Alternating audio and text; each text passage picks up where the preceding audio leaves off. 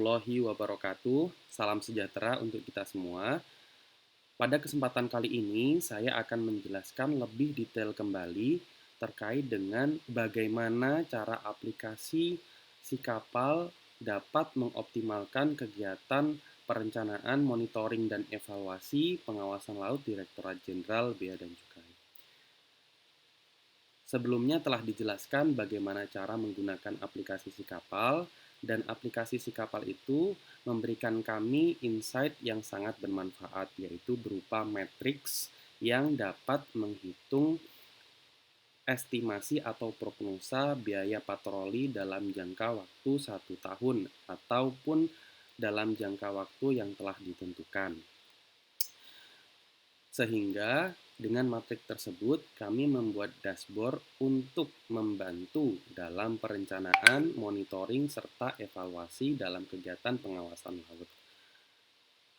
Salah satu monitoring dalam kegiatan pengawasan laut adalah terkait dengan realisasi. Dalam dashboard ini kami membuat monitoring terkait dengan serapan DIPA patroli laut dalam bentuk chart pie, di mana dalam persentase tertentu part diagram akan berubah warna apabila telah melebihi persentase 80% dan akan menjadi warna hijau apabila sudah mencapai 90%. Sehingga dapat dengan mudah memantau, memonitoring total realisasi dari masing-masing akun dari patroli laut itu sendiri. Kemudian juga tidak kalah penting terkait dengan nilai atau nominal dari DIPA patroli laut. Dari data terakhir yang telah kita masukkan, terlihat bahwa realisasi DIPA patroli laut pada kegiatan crew change sudah mencapai di atas 75%, sedangkan pada masing-masing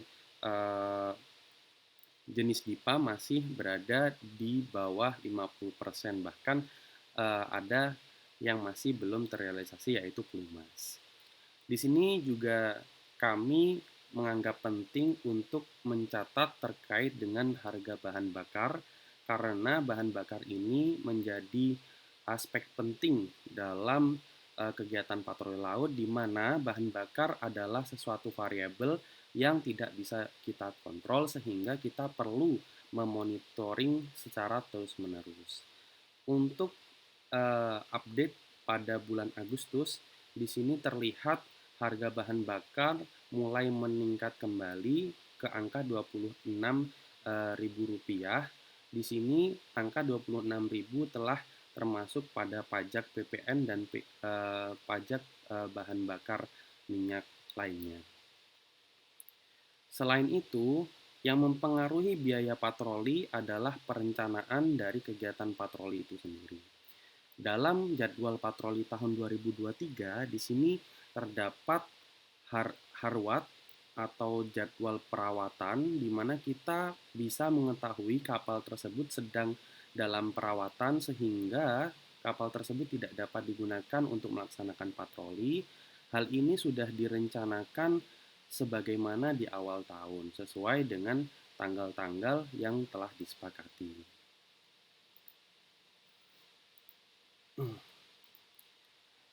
Dari sini kami membagi 4 kanwil dengan warna yang berbeda, sehingga kita dapat memonitoring kapal mana sedang melaksanakan patroli di mana, kemudian menggunakan kapal apa, dan kemudian kapalnya sedang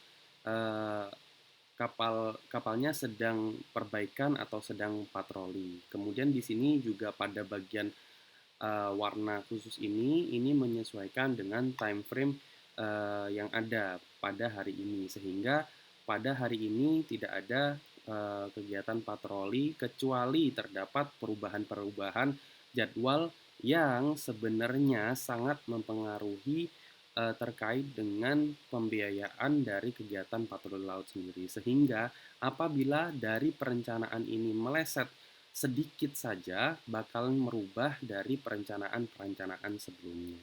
Dan perencanaan sebelumnya akan mempengaruhi pada biaya dari patroli laut sendiri, karena pada setiap sektor dan pada setiap kapal memiliki biaya yang berbeda. Pada awal tahun kita selalu mematok baseline yang sebagai tolak ukur perhitungan estimasi pada tahun 2023. Kita memiliki eh, eh, perkiraan bahwa harga BBM akan tetap pada angka 29.000 sampai dengan akhir tahun, meskipun kenyataannya eh, naik turun, namun pada akhir-akhir ini semakin meningkat. Kemudian baseline yang kita ambil yaitu 4 jam efektif per hari dan kecepatannya adalah 12 knot. Dalam tahun 2023 terdapat 51 surat perintah, sehingga apabila baseline yang kita tetapkan di awal tahun ini banyak sekali dinamika, maka akan berpengaruh pada biaya yang akan dikeluarkan. Kemudian di sini juga kami memasukkan data terkait dengan BBM yang ada di tangki pada masing-masing kapal. Tersisa berapa liter, dan itu sebenarnya bagian dari DIPA yang berupa bahan bakar yang tersimpan pada kapal. Dan di sini harga BBM kita dapat memasukkan sesuai dengan perhitungan dan atau mungkin dengan harga pada saat ini. Yang paling sangat membantu adalah bagaimana cara kita bisa memprognosa biaya sampai dengan akhir tahun, di mana perhitungan dari prognosa ini diambil dari algoritma dari kalkulator patroli laut yang menggunakan matriks yang didapatkan dari kalkulator patroli laut. Sebagaimana contoh, di sini kami masih memiliki 17 surat perintah.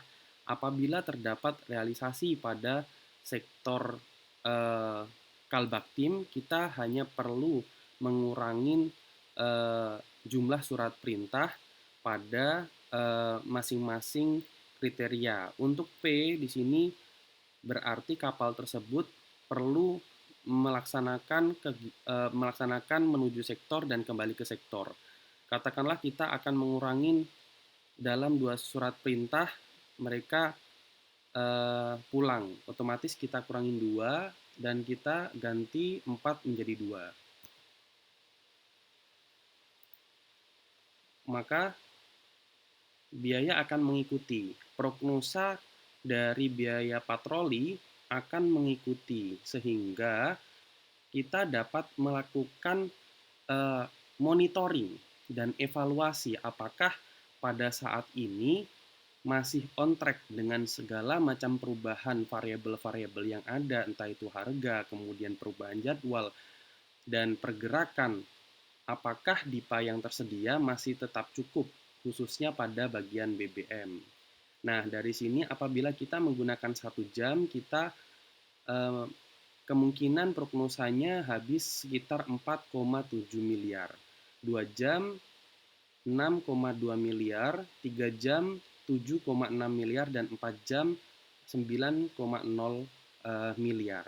Dan dari sini kita dapat mengambil pertimbangan kita harus melakukan apa yang harus kita lakukan, entah RPM-nya ditambah, kemudian apakah RPM-nya dikurangin, apakah jumlah surat perintahnya ditambah, sehingga target untuk pelaksanaan patroli sesuai dengan anggaran yang tersedia dapat dikontrol dengan baik, sehingga dari sisi BBM ini dapat terlihat apakah masih on track atau eh, harus ada penyesuaian.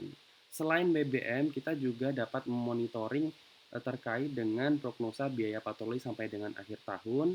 Di sini prognosa dari masing-masing jenis DIPA dan di sini estimasi sisa DIPA terdapat perhitungan sekian sehingga kita dapat melakukan adjustment atau mitigasi.